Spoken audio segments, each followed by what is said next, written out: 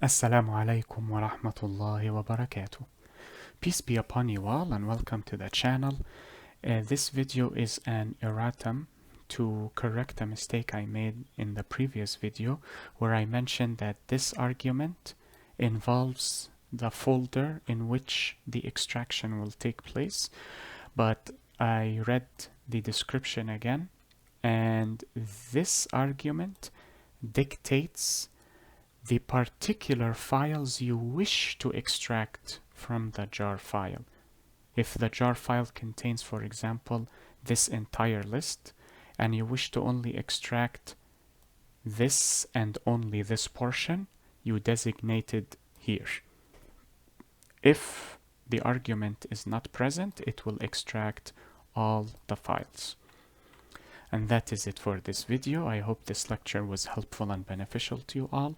Enjoy the rest of your day, everyone. Be safe, take care, and peace be upon you all.